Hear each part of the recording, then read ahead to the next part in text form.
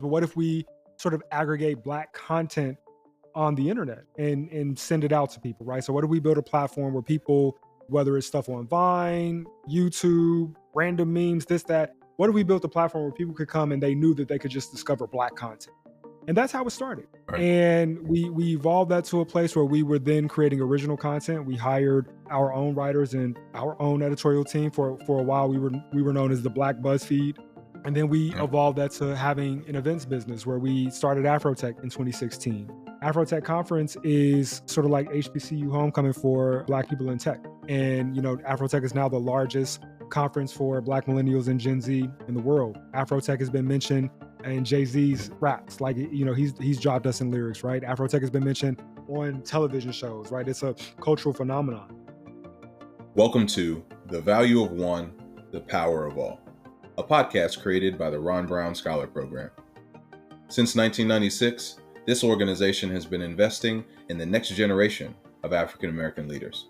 And this podcast highlights the stories of the scholars, alumni, staff, and friends that make this program special. Hey everyone, this is Ray Pryor, 2015 Ron Brown Scholar. And on this episode, you're going to get to hear from Jeff Nelson, a Ron Brown Scholar from the class of 2006 and co-founder and CTO of Blavity.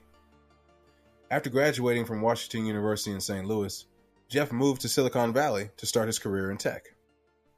But growing up on the south side of Chicago, Jeff experienced some culture shock, adjusting to the social climate at a predominantly white institution, as well as social and professional life in Northern California.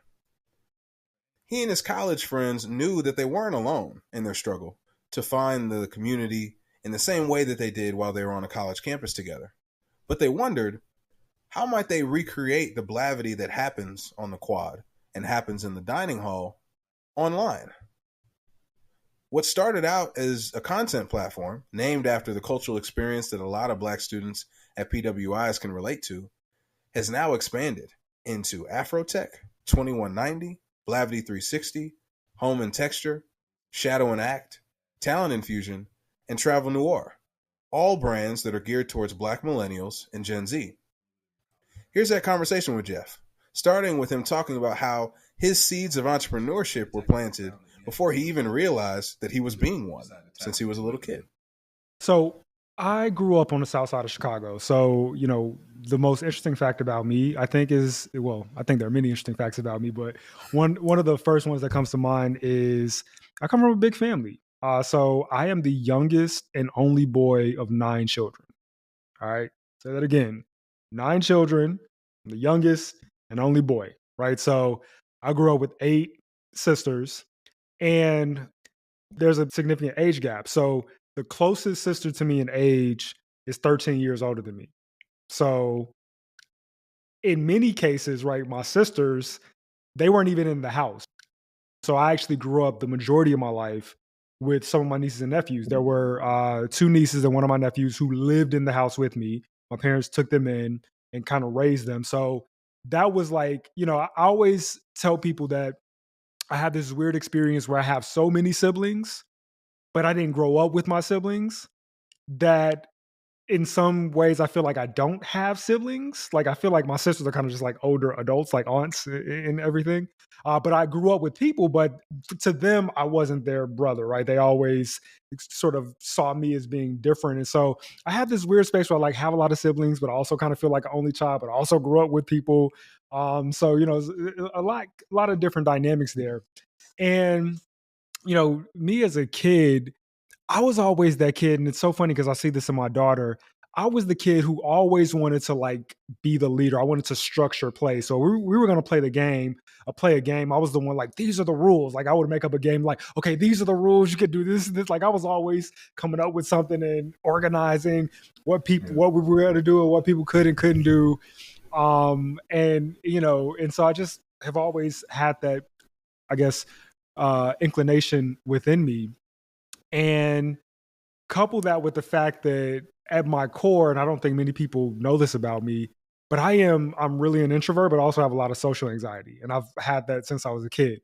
And so I didn't really like to go outside and play with people. Like I did it, like I had friends on my block, I would go outside. But like to me, my happy space is if I'm just like kind of alone or with one or two people that I know. And so I spent a lot of time just by myself, growing up, even growing up in a house with my nieces and nephews, just kind of like in my own world, like inventing games, having imaginary friends and stuff like that. So I've always had this dynamic where I was always thinking about creating things. And what I appreciate about my parents and in particular my dad was that even though we were, a middle class family and there were a lot of people in the house, lots of people to support, he was the only source of income. So, money didn't stretch far. We weren't low income by any stretch of the imagination, but my dad didn't make a ton of money, right? He never made six figures. I think I made more money out of more money in my first job out of college than he ever made. But he was always intentional about making sure that he introduced me to technology. So I was one of the only people in my neighborhood that had a computer in the home. I remember, I remember the first time I saw my dad working with computers, and this memory just popped back in my head. My dad would actually build computers, and he would get spare parts. He would get like Wow. a motherboard and RAM and all that stuff, and he would actually build computers. And I remember there was one time he would have little games I could play on there. So he'd have math games and things like that. I remember one time I went into the basement because that's where his workshop was. And there was like this thing on the screen that I'd never seen before. I was like, "Oh, Dad, I want to play that game. What's that game? What's that game?" He was like, "Oh, no, no, no, that's the operating system." It was like Windows that I was seeing, like Windows 3.1 with all the icons. And that's so funny to me because I was just fascinated by like this new thing. And I'm like, "Oh, what's that?" So there was always this curiosity that was naturally within me, but my dad really cultivated that by giving me tools and giving me resources and access to technology and things like that. Yeah, man, I can I can imagine little you, and I'm thinking of the early Windows kind of packaging. Mhm. It kind of looks like a game. If you're a kid and you don't It really does, know yeah. what you're Like the looking at, Windows right? logo is like in motion and everything. I was like, oh, whatever this is, I want to play it. Is this a magic carpet? Like, different color tiles? I Exactly. thought that was the new stuff there, but lo and Right. behold, it was an operating system. Yeah. Yeah. Yeah. That's funny, man. I never thought about that. I'm sure I had a similar moment too. Yeah, for And I sure. didn't realize this before, but we've got a few parallels, man, just in terms of age gaps between siblings and growing up with different generations kids is kind of siblings, but nieces and nephews, and I'm a big gap between a lot of my Hmm. siblings and other folks too. So I can relate to a lot what you're saying there.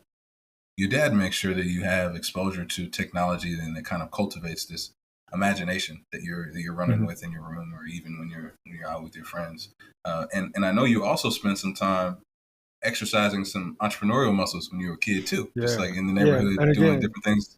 Yeah, what'd you get yeah, into? that again, that really comes from my dad. Like my dad was a blue collar worker. He worked for AT&T. It started out as it was like Ameritech before there was like Southern Illinois Bell or something. So he worked for that company for like 30 years. But he had so many side projects and hustles. Like my dad he would build, like I said, he would build computers and sell them. He would come up with, different he would procure different products wholesale and try to sell them. So I really kind of saw that example in him. And it's funny because, you know, when I think on it now and also look at how I am with my kids, I don't remember like a specific instance when I'm like, yes, this is the moment when I learned about entrepreneurship and I wanted to do it. It's really just you kind of imitate and emulate what your parents do. And so, you know, as a kid, I remember the first business I ever had was a community newspaper. And this just came out of like, I kid you not, my my mom used to watch soap operas.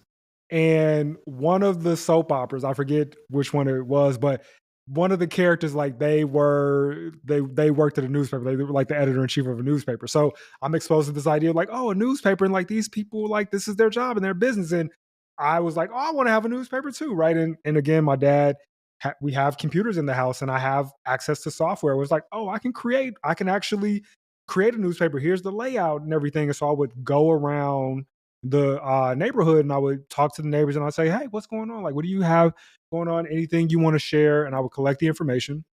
I would go and write it up on the newspaper, and I would print it out. My dad would actually take them to work and make copies. Right, he would actually go make me 50 copies or whatever, and I would get them, and then I would go sell them. Right, I would sell them for like 25 cent, 50 cent. And so again, like this is just me as a kid. It's like as a kid, I think I'm just kind of playing and emulating what I'm seeing, right? That's what's piquing my interest. But it is those seeds of entrepreneurship. I'm not thinking of it as like, oh, I'm trying to make money. It's just like, hey, like this seems cool, or there's a need that I want to solve, and I just want to do it. That was my first business. My second business was having a candy store, right? I think everybody grew up with a candy lady on the block or like the candy house. And I remember like there was this fundraiser at school, and they give you the catalog and you can sort of like order it and you have to sell it, and then based on what you sell you pay it off. And my dad was like, no, like if you want to do this, I will give you the money, I'll take you to a wholesale shop to buy it, and then you sell it that way. He basically didn't want me to be in debt to this other random company if it didn't work out. So he Right. fronted me the money for it, and I started a little candy store on the block during the summer. And instead of selling lemonade, I was selling all the good snacks and the good candy. That was my second business, right? And I'm doing all this stuff when I'm less than 10 years old. And Wow. that's why for me, entrepreneurship, it's so interesting to me that people study entrepreneurship and they study not, which is separate from business. People study entrepreneurship, which is valuable, and I think there's a lot to learn about entrepreneurship. But to me, it's like it's just, I didn't even know that was a thing to study. It's Right. just kind of how I approach the world and how I kind of see things. It's like you see a problem, you solve it, or you want to create something, you just do it. And I'm privileged to have that mindset, and I'm privileged that my dad instilled that in me. But I think that is what has served me well in a lot of ways. Is that there's this famous quote, some people look at the world and ask why. I look at the world and ask why not. And that's kind of the Right. attitude I take. Is like, why doesn't this exist, right? Right. And it's like, if nobody else is going to do it, then I'll do it. I don't just settle for things that I think that should happen and they're not happening. I'm like, either y'all gonna do it, or I'm gonna do it. But we gonna have this thing. It's gonna exist one way or another. I can see that attitude through everything that you've Hmm. done. I mean, I like how you articulated it, that entrepreneurship for you wasn't. I'm not even sure. Like, I imagine you as a kid, you're not even using that term. Like, it's just a way Exactly. of life. Right. It's just Exactly. you're just doing it. Kind of like when people wonder, like, you study artists or you study hip hop artists and how they Hmm. do what they do and why they do what they do. They're just gonna tell you this is just a product of my environment. This is what I. This is. Exactly. I don't know any other way to be besides this. And for Exactly. you, that was that, man. That's great. And so as you're a little kid doing these businesses, and as you're growing up and you go through middle school and high school, what are you thinking that you want to do? I guess maybe after high school, was going to school something that you knew you So, wanted to do? Was oh yeah, well, studying college. Yeah. business Yeah. something that you wanted? Yeah. Okay. So let me a couple of quick funny stories, right? And this is actually somewhat nostalgic for me because I'm actually thinking about myself as a child and laughing in hindsight, kind of for the first time in myself. But I wanted to do so many things, and again, it just comes from emulating what you see. So, one, even though my parents didn't go to college, I think my sisters went to college, but they went later on. So it wasn't like they did the traditional high school to college, right? So it was something where that example of high school, college wasn't readily available to me. I hadn't seen that, but it was just assumed that that's what I was going to do because that's what I was told. I was told that it's like, I was like, well, what's after 12th grade? And it's like, well, there's this thing called college. I'm like, okay, that's 13th grade, right? So I just assumed that that's what you do. So again, it's just within me. But what did I want to be when I grew up? I wanted to be so many things. One, I remember I wanted to be a teacher because again, you're in school. The profession you see most is being a teacher. So I actually remember I would get, for me, like when I was a child, to me the biggest flex and something that really excited me was like having the teacher's edition. Like, I remember I would be in school and I would see like, oh, they got a teacher's edition. And it was a student copy of the book with all this extra information. To me, that was like the holy grail. I was like, oh my God, the teacher's edition. Wow. So I remember I don't know how I got a hold of it, but there was like some mailer that came and it was like for ordering like textbooks. And I remember I actually like called them on the phone because I was really trying to see how much it was going to cost for me to buy a teacher's edition of a book, not to just for That's me to have hilarious. it, right? It wasn't even a book that I was using in school, right? But I remember like calling on the phone and to tell you how young I was, the person on the phone that I'm talking to, they called me ma'am because I was so young that my voice hadn't changed. So Oh I wow. guess my voice Wow. was just so high pitched. I'm on the phone Yeah. talking about like, yeah, like what's the price for one? And she's like, well, typically you get a discount in bulk and everything. And I'm like, this is insane to think about. Like, I'm just this random kid calling trying to order textbooks for fun, right? Like that's the Yeah. type of kid that I was, right? So I wanted to be a teacher at one point. Then I remember I was just like, oh, I want to be a businessman because I want to wear suits to work. It was like Yeah. I was optimizing for how I wanted to dress. It was like the idea of like being dressed in a suit and doing this and conducting business.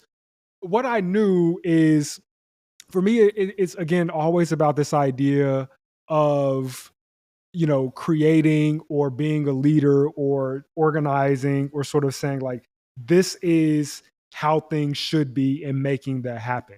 And that Right. was the thing that was always true with everything. And so, when I finally settled on knowing what I wanted to be, um, I think it became a lot clearer because even in high school, I didn't really know what profession I wanted to do. Like I knew there were things that I didn't want to do. Like I had no interest in being a doctor, didn't really want to be a lawyer. That type of stuff didn't appeal to me.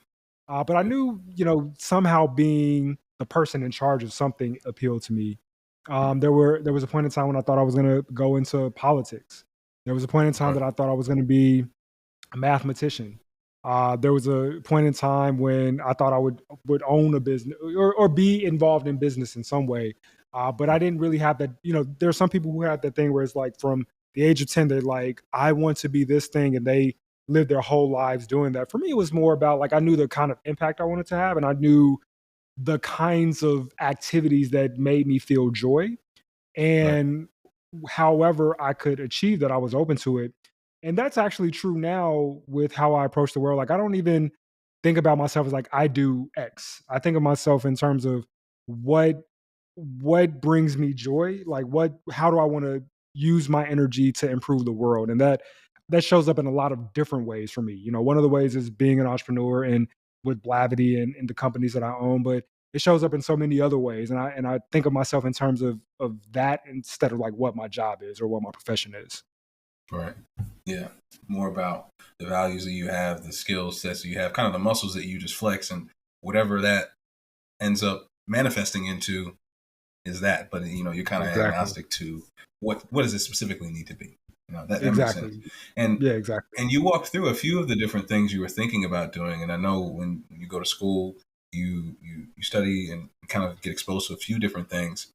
And then on the other side, you come on as a software engineer. So can you walk through a little bit of your college story and experience? And I know that's where a lot of Blavity originates is there as well. Yeah. What were you thinking? After you become a scholar and then you're at WashU, what kind of things were you thinking that you wanted to do then, and kind of how did that connect to what you ended up doing after you graduated? Yeah. So Ray, one thing you're gonna know about me is I'm very extra. I do the most all the time, right? Yeah. So how did I get into computer science? So computer science I took a computer science course junior and senior year of high school. So I had been using computers all my life. I had actually been coding, like I would build web pages. But again, I didn't think about these things formally as like I am a software engineer. I was just doing these things for fun. Like I was building web pages for the types of activities I was in. Like I had online friends and we would build web pages for, role playing games that we were doing in fantasy wrestling. I was doing it for in service of my interests, right? And so I took a computer science class in high school, junior and senior year of high school, and I was the only one in the class that did well. And we had a horrible, horrible teacher. Like the worst, like didn't even teach. Just gave us a textbook and then he would sit at his computer for 40 minutes and was basically like, look it up. horrible teacher, right? And so nobody else got it, but I actually read the book and I would actually, do the examples, and I was actually learning because it piqued my interest. So I was the only one that completed the project. It was a 2-year course, and I was the only one that completed the project at the end of it, right? But because I had a bad teacher, I was like, well, this is boring. Like I did it, but it was boring. So I don't want to, I don't want to be a lawyer. I don't want to be a doctor. I don't want to be a computer scientist. So my freshman year, first semester freshman year, my favorite subject in high school was math. So I was like, well, naturally, I'm going to want to major in math. So I declared a math major like 3 weeks into my freshman year. Everybody told me not to. Yeah. Mr. Mallory told me not to. Mrs. Evans told me not to. Everybody at RBS told me not to. They said, wait. Everybody at school, at WashU, which is where I went to school, they told me not to. But me being me, I was like, no, trust me. I got this. I know that's what I want to do. I don't know why the advisors let me actually do this, but I declared a math major 3 weeks into freshman year, right? And as part of the math curriculum, you have to take an intro computer science course. Why? I don't know, but you had to take it. And I was like, well, I took computer science in high school. This will just be a repeat of that. I had the best professor, man, by the name of Ken Goldman, who, unfortunately passed away a couple years ago, but I remember him fondly. Just an amazing, amazing professor, not only in the sense that he actually taught, but he made it relatable and he made it come alive and he made it exciting. He was the first person that showed me that computer science is not about coding, it's about solving problems. Right? Coding is a means to an end of solving the problem. But ultimately, what computer science Right. is about using software and building technology using software to solve problems.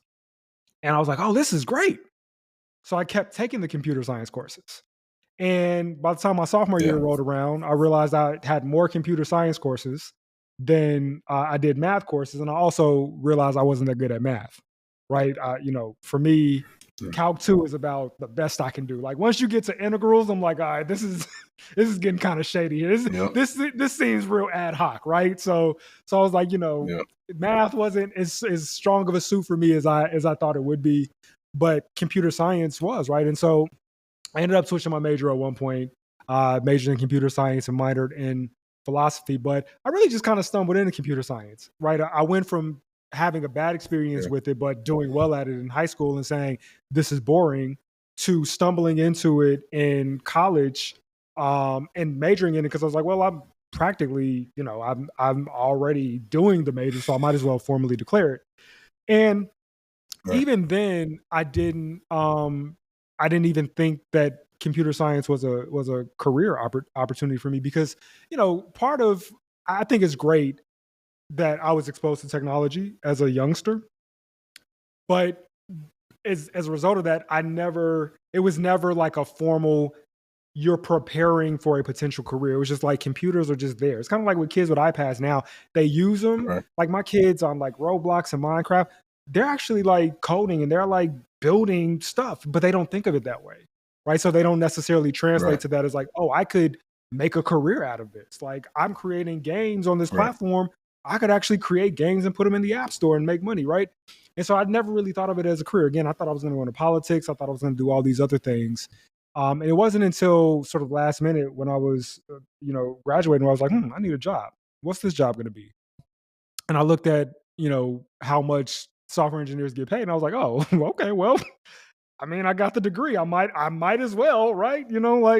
Might as well do it. And so, it was initially one of these things of like, well, I need a job. I'll do this, and eventually I'll go work in government. Go into politics. But my first professional job out of college, working at a company called Palantir, again, it was that ability to see software engineering as a means to solving problems. Palantir worked on problems related to government and counterterrorism and combating fraud and combating home foreclosures and making sure that banks were being more intelligent about their lending. It worked with law enforcement. People have thoughts about the work that Palantir does, but that aside, what is true is that they were using software to enable capabilities that people could use to really make things happen in the real world. And seeing that in my first job out of college, I was like, wow, this is what I want to do. Right. Whatever else I'm interested in, technology enables that. Technology is not separate from it. Technology is something that can really enable that to happen.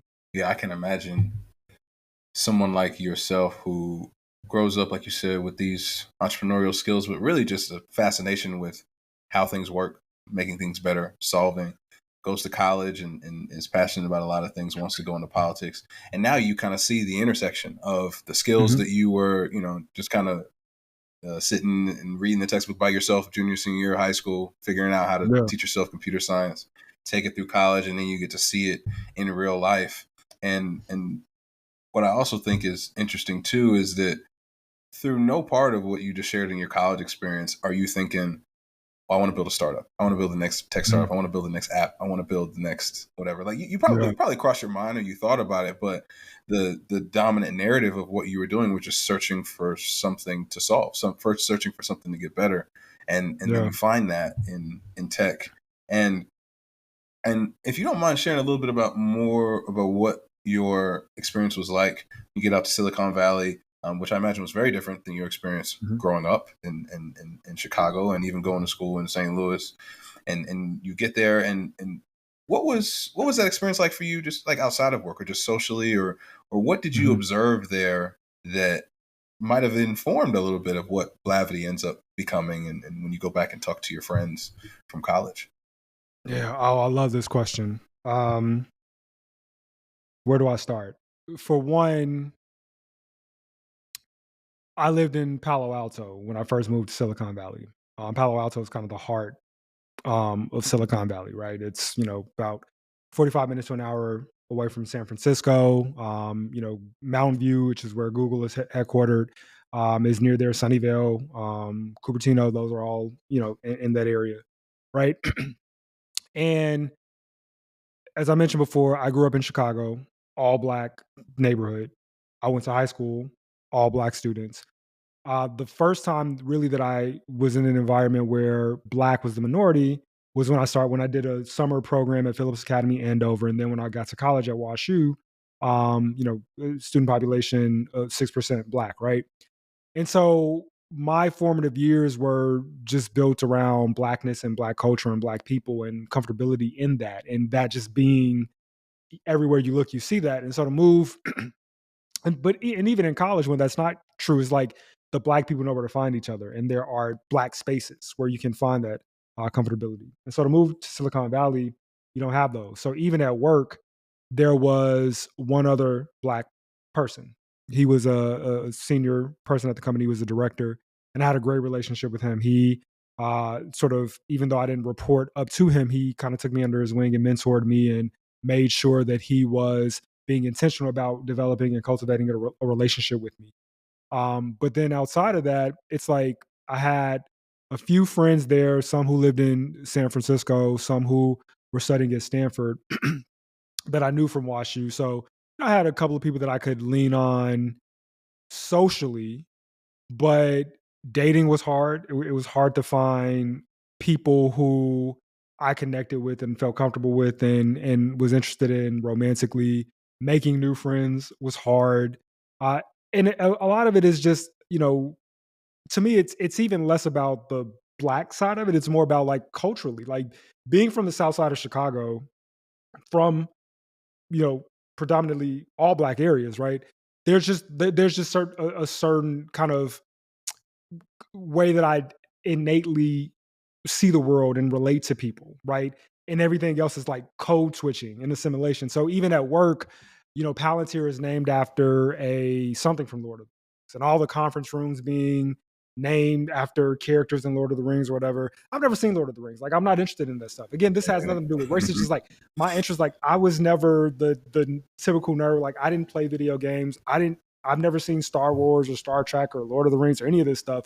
So Yeah. when you work at a tech company where people geek out over that stuff and the way that they socialize is they stay, they have video games at the office and they're playing video games together. They hang out after work and they do these things. I couldn't relate to it. Again, race aside, it was just, culturally, I didn't have those connections. I felt like an outsider in some ways, and I felt like I had to put on this performance of Right. showing up and trying to fit in. And that's really what Blavity was about, right? So the term Blavity, uh, it comes from the phrase black gravity. And that was a phrase we had at WashU, which describes the phenomenon when you're in a space with few black people, those black people gravitate towards one another. Yep. And whether it's at lunchtime or whether, the same, y'all take the same classes, whatever the case may be, it's just this idea that when I feel like I'm an outsider, there's a certain comfort. I'm gonna at least try to connect with the person that looks like me because I assume now. Sometimes that's not the case, but you assume that they're going to understand you, or there are going to be certain ways that you don't have to explain. There are going to be certain things you don't have to explain about yourself. There's a certain baseline that you can show up with, and there's going to be the ability to build on top of that. And so that's what Right. Blavity was all about. And so we all Yeah. experienced that in college. And what me and my co-founders realized after college is that we needed it, but we didn't have it. So Morgan and I were in Silicon Mm. Valley. Only black people where we worked. Only people who, Morgan's from St. Louis. I'm from Chicago, the South Side of Chicago. We both grew up, in an environment where we had both because of the fact that we were black, but also just where we grew up and how we grew up. There were certain ways that certain things that we were interested in and things that made us comfortable that were hard to find. And Aaron had a similar experience. He was, working. He was doing some consulting, traveling all around the country. And again, he's black and Jewish, and had that experience where he didn't really have spaces where he could gravitate towards and feel a grounding and a sense of home. And so we realized that for many people who were either first generation college students or the first generation of students to go away to college and or go away from home for their first job, we realized that so many people were having that experience. And that's where we got the idea to start Blavity. And we've been building that ever since. We just celebrated 9 years. It's hard to believe that it's Wow. been that long. It feels both longer and shorter than 9 years. Sometimes I'm like, oh, this has been like a 20-year thing, and sometimes I'm like, man, we just started this. So Right. it's been pretty Yeah. cool though. Yeah. 9 seconds and 9 decades all in one, right? Mhm. And then meet in the Yeah, middle of that exactly, 9 years. exactly. Yeah. Yeah. And that's fascinating. So and so I know you guys are talking about it. You and one of your co-founders are close by, and I'm sure Mhm. you have this conversation with all of the folks you went to school with, people who had similar experiences, including myself. So what did you guys think Blavity was at the beginning? Was it a company, or was it the site? Was it a place? Was it the conference that ends up that you end up creating? What was it in its early days when you guys were just sitting there chopping it up and talking about it? And then how did it kind of evolve into, oh, this is something we could really build and turn into turn into something? So Morgan and I actually tried to build a startup in college. We had our first startup together was called Quad Connect. Quad Connect was supposed to be a this sort of social network that was centered around events for college students.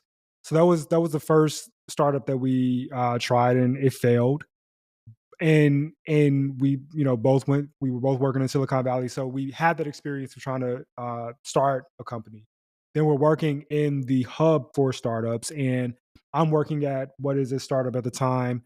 Morgan was a product manager for a startup in St. Louis, and then she went on to be a product manager at Intuit. So we're both around startups and people doing it. And what we realized was like, look, we can do this, right? There's the people that we see doing this, they're like not they're not smarter than us. And that's not to disparage them. That's more to, honor how we, who we are, right? It's like we can do this.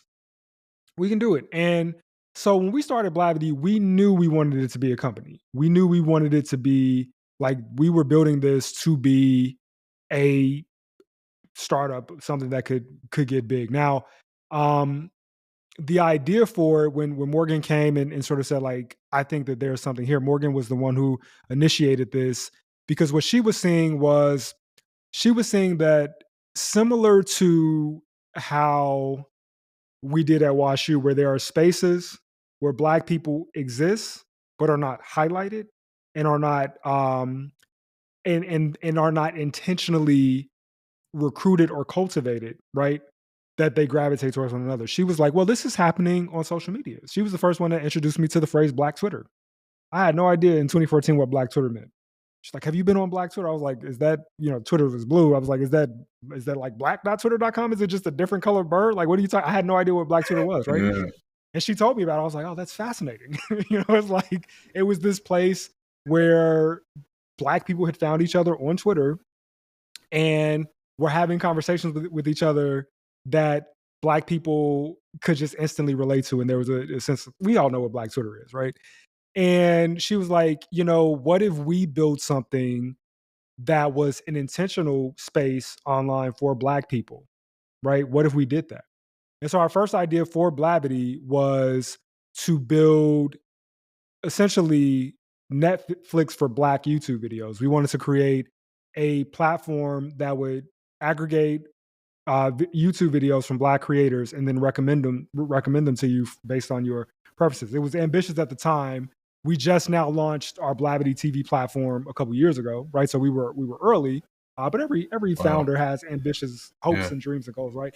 We started with that. We was like, okay, this is complicated. So then we really just said, okay, well, maybe not Black videos, but what if we sort of aggregate Black content on the internet and send it out to people, right? So what if we build a platform where people, like whether it's stuff on Vine, YouTube, random memes, this, that, what if we built a platform where people could come and they knew that they could just discover Black content, right?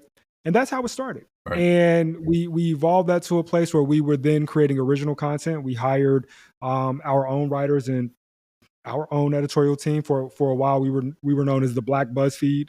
Um, and then we Yeah. evolved that to having an events business where we started AfroTech in 2016. And AfroTech is now the largest conference for Black millennials and Gen Z in the world. AfroTech has been mentioned in Jay-Z's raps. Like, he's dropped us in lyrics, right? AfroTech has been mentioned on television shows, right? It's a cultural phenomenon. And we continue to grow and evolve where now we provide um, white glove 360 monetization services for other Black and multicultural publishers to help them monetize their content. So, the vision of Blavity started off as like, we want to build a company. And the problem we want to solve is that we know that the internet is the future. We know that the internet is going to be one of the primary ways that we engage. And we see this now now when we talk about things like metaverse, we talk about AR, VR, all these things that are just part of our experience now. In 2014, we knew that we didn't know the exact terms, but we knew that 10 years from then and what we know now 10 years from now, the way you meet, interact, and engage with people is going to be more skewed towards digital experiences than they are now, right? There's still a value to in-person experience, but digital experiences are going to be such a big deal. We knew this, right? And so we knew that there was an opportunity to create a space that was intentionally for Black people in that world. And we knew that if we could do it correctly, we had a big idea on our hands. And I think it's genius how you taken what your 19-year-old selves linking up on the quad or linking up in the dining hall or linking up in the lecture hall in a specific space, Blavity there, you're able to see the parallel between there's going to be a version of that in the future that's online, Mhm. that's not just on the college campus, that's everywhere. And we can be that magnet that pulls Mhm. and is the that brings folks together.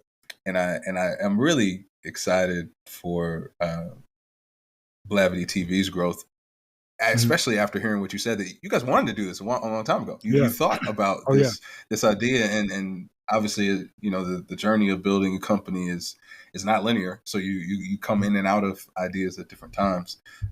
That's fascinating, man. So and more, what I think is genius too is you not only knew it was going to be impactful, like Twitter or anything like that, but you also knew there was money behind it. Like Mhm. there's if you have the ability to funnel these folks online in a way that's engaging, that can easily spread, you have a very profitable idea, a very profitable entity that can build that. So where did you guys start from a business perspective? Like, what, I know you said you eventually start hiring editors, and I don't know if your co-founders had software engineering skills. I know you did, so you might be doing some coding or setting Yeah. stuff up on the site. But how did you guys officially kick this off? Yeah. Where did you need money? If so, where did you get that from? Did you need to find more folks who knew how to code or knew how to create content? And take me to some of those early days of what Blavity looked like, or where it even was. So early days, Blavity was a company that was operating out of Morgan's living room. So, she had an That's apartment awesome. in San Francisco, and that's where we started the business. I remember like the first Yeah. Blavity photo shoot that she and I did. Looking back at those pictures, I'm like, wow, man, woo, we were so young. Yeah, we knew from the beginning we wanted this to be a business. So what I often teach people is this idea of hacking the startup paradox. And the startup paradox is this idea that first and foremost, you need, for any business, you need customers, right? So you start at the top, you need customers, right? Well, in order to get customers, you need a product to sell them, right? So, okay. Well, in order to have a product, you need a team to build that product, right? Right. Well, in order to build that team, you need funding to sort of get the money to build the team, right? Which comes from the customers, right? But it's this Right. cycle of dependencies, right? Right. And I often tell founders or aspiring founders this is because it's like you are not going to be successful unless you figure out how you're going to hack the startup Right. paradox, right? So, you need Right. customers, you need Yeah. product, you need team, you need, basically you need money, you need a product to sell to get the money, you need a team to build the product, all this stuff, right? So you've got to figure Right. out what you're going to be able to do without having the other, because they all depend on one another, right? And in any business, Right. that's why there's a cycle of reinvesting, right? So for us, I could code, so we didn't need to hire developers. I could build the product, right? While we would have loved some early investor dollars or customer dollars, we were able to bootstrap. And when I say we, it was like 90% Morgan bootstrapping, right? Shout out to Morgan. Morgan started investing at a very young age, and she, did very well there. And she was able to take the money she made from investing and she poured that into Blavity to allow us to hire some initial staff, hire some initial interns, hire some initial writers. Right? Shout out to Morgan. Um, and then to the extent that we needed more money, well, we got creative. It was like, well, we started Blavity Shop. We just started selling merch, right? We started doing whatever we could Well, in order to monetize the company and get this off the ground. When you want to be an right. entrepreneur and you want to start a company, I hear this every day. And no matter how, there are so many, there are certain founders that come to my mind. They're like, I've got to go pitch and I've got to be in this, talk to this investor, and I've got to do this. Truthfully, Right.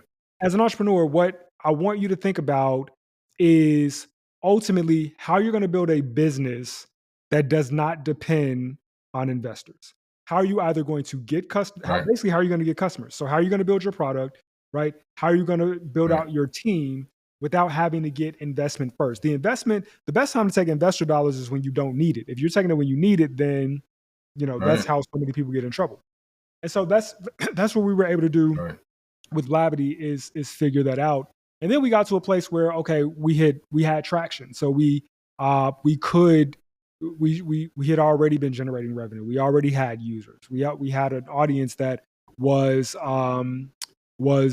receptive to what we were doing. We had advertisers who were working with us. We had sponsors that were sponsoring our events. We basically figured out how to make this company work, and then the investment was to be able to scale it up. So that's when we went and raised money from Right. Google Ventures, or GV is what they go by now, and some other investors. But it wasn't until we were able to Right. bootstrap this and really kind of seed it just based on our own skill and our own dollars and our own sweat. Man, that was a powerful illustration of like you said, hacking that kind of nonstop feedback loop of cycle. And there is no beginning point with customers, Hmm. product, money. Like it's going to always spin. So you just gotta cut through one of them and figure out a Exactly. way to kickstart it without the Hmm. other two.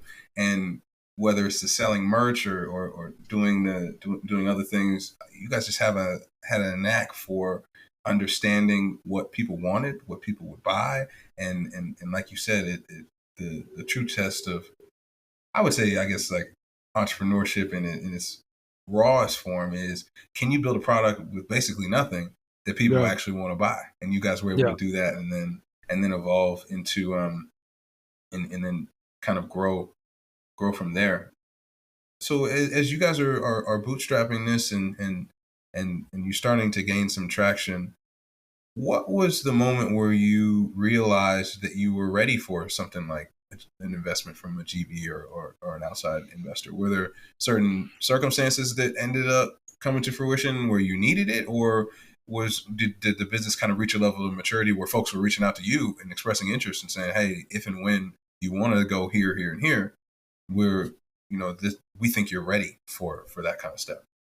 Yeah. So needing investment dollars is all about scale. I think that investors are best when it allows you to scale up something you're already doing, and you know that if you can unleash some growth levers, then you can really transform the business and make it more sustainable over the long term.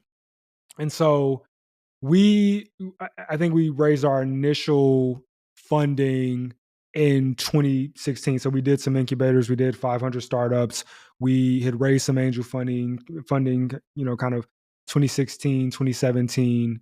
And then in, I believe it was 2018, it was 2017 or 2018. Time is such a blur. We raised 5 million from Google Ventures. And I think there are two ways to answer the question. One, when are you ready? I think there's a when are you ready from your perspective, and there's a when are you ready from an investor's perspective. When you're ready from investors' Hmm. perspective is basically when you have traction and investors say that, great, investors like to bet on the sure thing. They like to bet on the horse in the lead. Very few investors like to bet on Right. the horse that is behind, but they're like, they're going to turn the corner and they're going to hit their stride. No, so they want to see proof that you're basically already kind of doing this. If I give you some money, you can accelerate, or you can, maybe grow or do something, add on to it. But you've already proven you can run a business, right? So from that perspective, you're ready for investment when you know that you have a business model that works. If your business model isn't working, getting investment isn't going to suddenly make it work. It's just going to give you some money to burn through, and then you're going to continue to need more and more money, right? From our perspective, when we knew that we were ready for investment, it was when we started to acquire companies. So we, in some of the early days of Blavity, we started with Blavity, then we launched 2190, then we acquired Shadow and Act as a brand. We acquired Travel Noire as a brand, right? And then that complemented AfroTech, which we had just started. So we were at this place where we were acquiring companies, and we were like, okay, we clearly not only know how to run our business, but we know how to take other people's businesses and integrate them and run them efficiently. If we can hire more senior people and really have dollars to invest in new ideas, we know that we can do multiple things, and we know that we can make multiple things successful. So getting, large investment, we knew that we were ready for it because we knew that we would be able to accelerate the growth that we had in mind. And so that's when we sort of went out and, we talked to some big investors and ended up working with GV, Google Ventures. Yeah. I think there's this like illusion or a narrative that that some person, usually a white dude, has this idea, and then he tells this idea to this other person who is a billionaire and gives him the money right when it's just an idea, and then boom, this crazy startup takes over the world. When vast majority of the times it doesn't work like that. You've got to do a whole lot of grunt work to have something that's very valuable, like you said. Yeah. And then the money just accelerates what's already there. It doesn't make or break whether the company exists or whether the product market fit actually happens.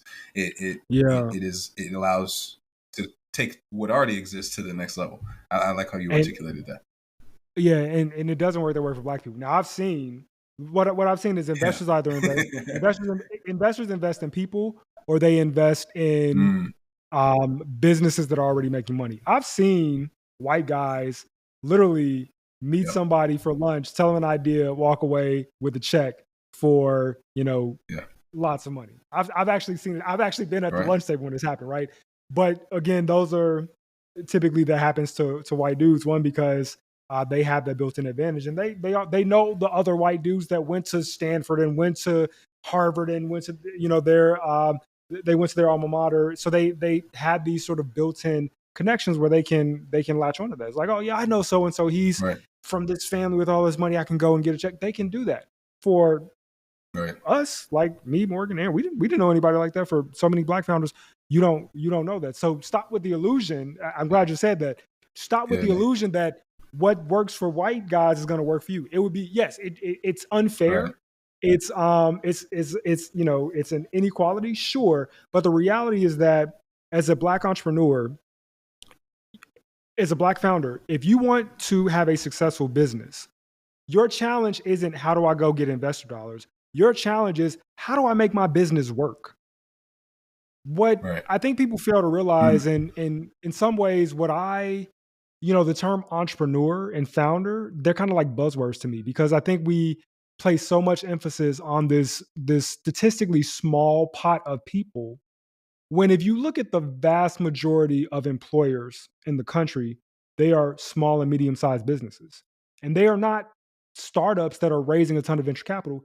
They're small businesses that employ, less than 10 people, but they found a way to have a sustainable business that makes money, that grows, that allows them to provide a livelihood and benefits to their employees and to themselves, right? And if every person who wanted to be an entrepreneur had this mindset of like, I've got to get investor dollars, then there'd be no companies, right? Instead, what most business owners have to think about is like, how do I actually make my business work?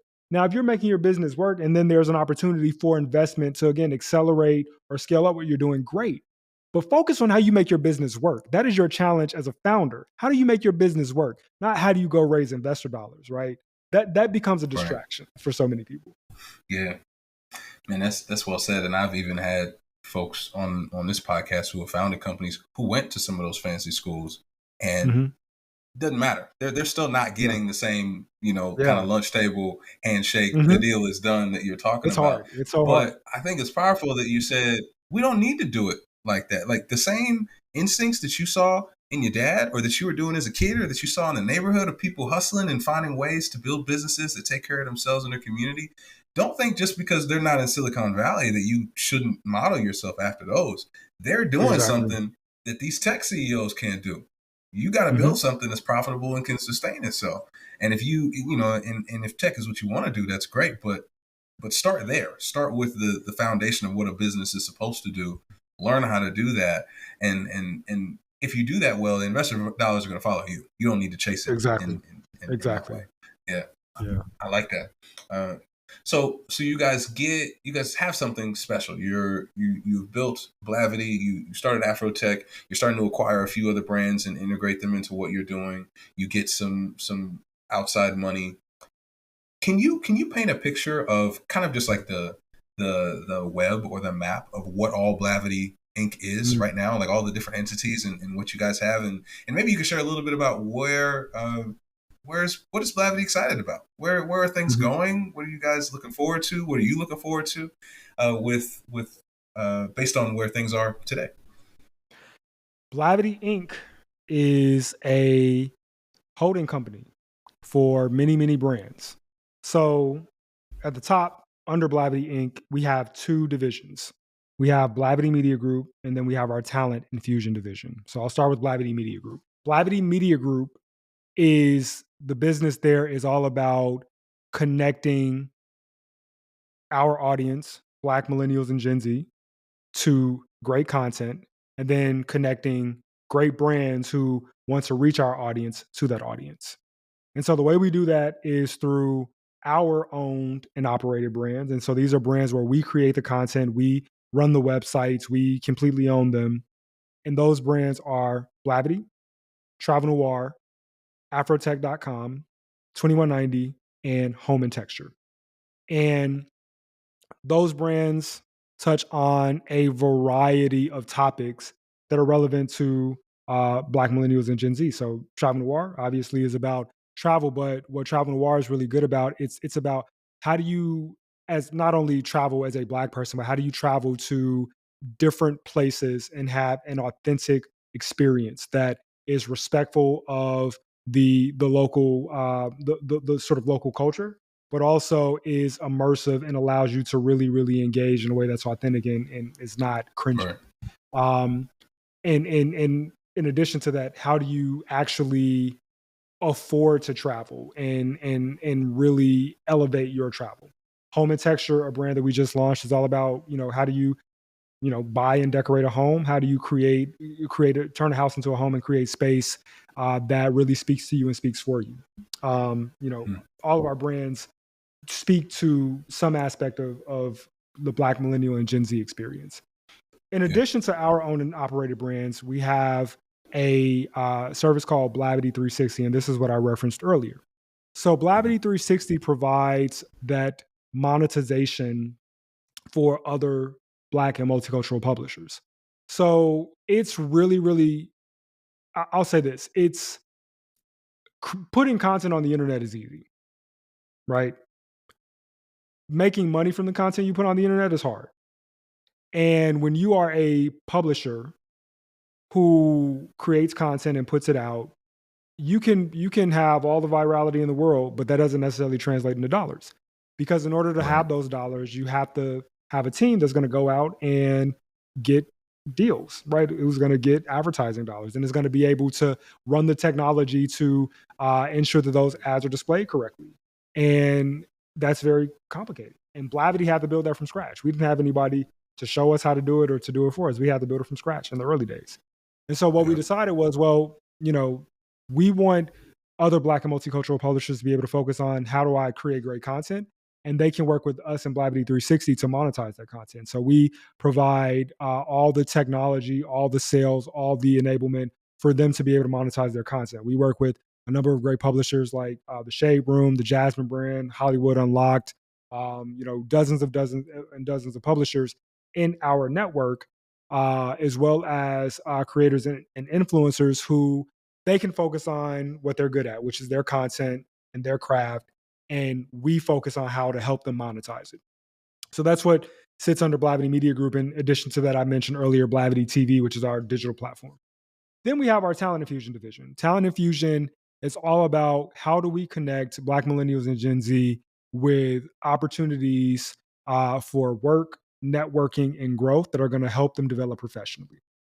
And under that banner, we have two products. One is AfroTech Conference. AfroTech Conference is sort of like HBCU homecoming for Black people in tech.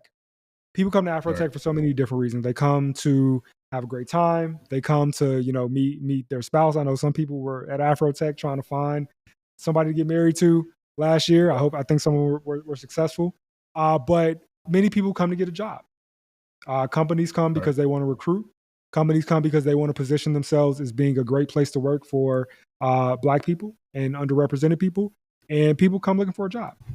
So that's what AfroTech is about connecting people with those opportunities. In addition to that, we have our Talent Infusion product. Talent Infusion product is a product that is the best and most seamless way. It is the simplest way for tech recruiters to discover underrepresented talent that is looking to grow in their career, right? And so what we found is that there are lots of ways for companies, if they're looking to hire diverse candidates for internships or early career roles, there are lots of places to go for that. Lots of programs. Ron Brown Scholars Program is, we know, every year, 20 to 30 candidates that if you want to hire somebody, RBS has got them for you, right? But when it comes to finding people for those mid-career opportunities, those director level leadership roles, there's no defined place to go. Well, Talent Infusion Right. is that place. When companies are saying, like, I want to hire a director candidate and I want a diverse pipeline, they come to Talent Infusion because we make it so simple for them to discover that talent. And that is a SaaS platform that we build, and we obviously integrate the AfroTech community into that platform, but we also integrate talent pools from other partners as well. If any organizations have talent, right? If whether it's the Ron Brown Scholar Program, whether it's the UNCF or NSBE, if you got talent, and part of your benefit that you offer this talent is you say we can get you connected to employers and we can get you jobs. Well, you should be connecting that talent into the Talent Infusion database, so all the partners that we work with who use Talent Infusion for talent discovery can find them. Man, that's fascinating. And with that last piece that you just described, what I found just doing this season on interviewing different scholars who have built companies, a lot of them are doing portions of their companies or even kind of the center of their companies are a bit RBS in nature. Like Mm, the idea of connecting talent or giving folks who already have something great just a little bit of the push that they need to go to the next level. And that concept is one that I think I just see scholars find different parallels for that. And you found that with Talent Infusion, you found it with Blavity 360 as well, helping other content creators monetize what they're doing. So that's fascinating. One thing that I appreciated that you talked about when we spoke last week was a little bit about the journey of taking the leap to launch your own company and or to be mhm. an entrepreneur, and that can look a lot of different ways. But one thing I thought you articulated really well was how you managed and assessed the riskiness and the fear and the doubt about Mhm. going out on your own. And so, if you don't mind, can you share a little bit about what that was like for you, particularly as Yeah. somebody who now, at least, maybe I don't know the timeline for you when Blavity started, but you have a family that Mhm. depends on you. You've got so your decisions are not just your own, and you can't be reckless with them. And entrepreneurship has inherent risks and things that could go wrong. How have you kind of managed those even today and throughout your career? In general, with me, and this is advice I give to everyone, is one thing to know about me is that I am very even keeled. I very rarely stress out or freak out or I'm like, oh my God, what's going on? Right. And the reason I'm so even keeled, and this is my advice to other people, is because I always prepare for the worst. And when I say I prepare for the worst, in any situation, it's more than just thinking about what can go wrong, but it's actually forcing yourself to live in that space and responding. Right. So for everything, even right now, I'm just like, what if Blavity fails and this happens and blah blah blah. Like, what are the worst things that can happen short of death? Because that's like the worst thing, right? But short of death, what is the worst thing that could happen? And what would I do? Risk is risk, right? Risk is always going to be there. Risk doesn't have to be something that induces fear. What I find is that fear is there being unknowns and you not knowing what knowing what is they're sort of like unknown unknowns, and you don't know how to respond to those unknowns. But if you make the unknowns known and you figure out a game plan, then you can remove the fear that's associated with risk, and then everything just becomes, well, it's sort of like, I think about coding, right? It's like if else statements, right? If this happened, then you do this. Else if Right. this happens, you do this. If else if right. And so if you actually force yourself to kind of think about, like, what is the worst that can happen, and what would I do? Well, whatever happens, it's either the worst in which you prepare for it, or it's better than the worst, in which case it's not that bad, right? And Right. so for me, when I decided to become a full-time entrepreneur, it was not out of a place of it might have seemed impulsive to my wife when I told her, but it wasn't an impulsive thing. It wasn't like I was disgruntled. It wasn't because there weren't external factors, right? I did it in 2015, I think like May of 2015. So we had started Blavity in 2014, so about a year later. And I remember, I had seen one TechCrunch article too many about some white founder, raising a lot of money for an idea that I didn't think that was that good, or something that I was like, I could do this too. Right. And I remember that day I decided, I was like, I'm going to do this. And here's my plan. And for me, that plan was, how much runway do I have? Like, how much time do I actually have? In business, when we talk about runway is how much money do you have in the bank? If you make no more money, you get no more money. How much time do you have to operate as normal with the amount of money you have in the bank, right? And so for me, it was figuring out, well, how much money do I have saved up, and how much time does that give me? And essentially, how much time do I have to prove out whether I can do this or not, and really give it my all? Because to me, the bigger risk was not doing it. It was going to be always wondering if I Yeah. could do it, if I had just given it more time, would it be successful? You know, and I wanted to remove all the barriers to success. I could live with Blavity failing. I could live with entrepreneurship not working. I've had a failed startup before. I could live with that.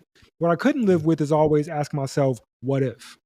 Right. And the bigger Right. risk was going to be wondering, and then losing control, and like being really bad at my day job and getting fired. And then I didn't prepare for that. Right.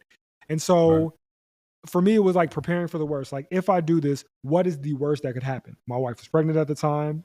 We were married less than a year. There were a lot of things that could have gone wrong, right? But to me, the Right. worst that could happen was putting my family at risk. It was like, well, how do I respond to that? If I go out and we're about to run out of money, what am I going to do? Not Right. just like, oh, I'll get another job. It's like, no, what job am I going to get?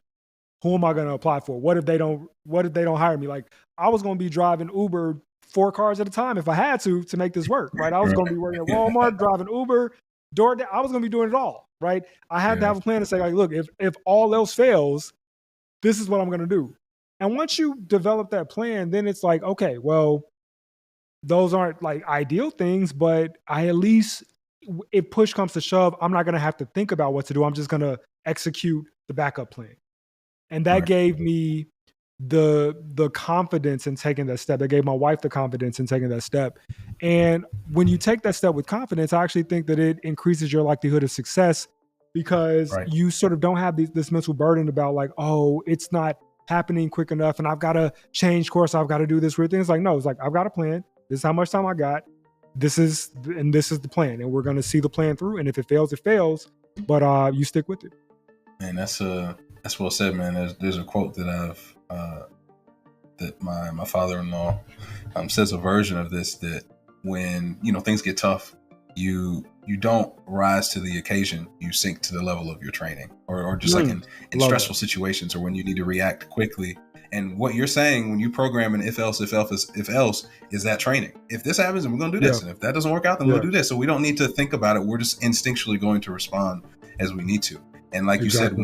when you do that, you're not only kind of protecting the downside, but you're able to go full force ahead with whatever you're doing and increase your likelihood of success when you do Exactly. that too.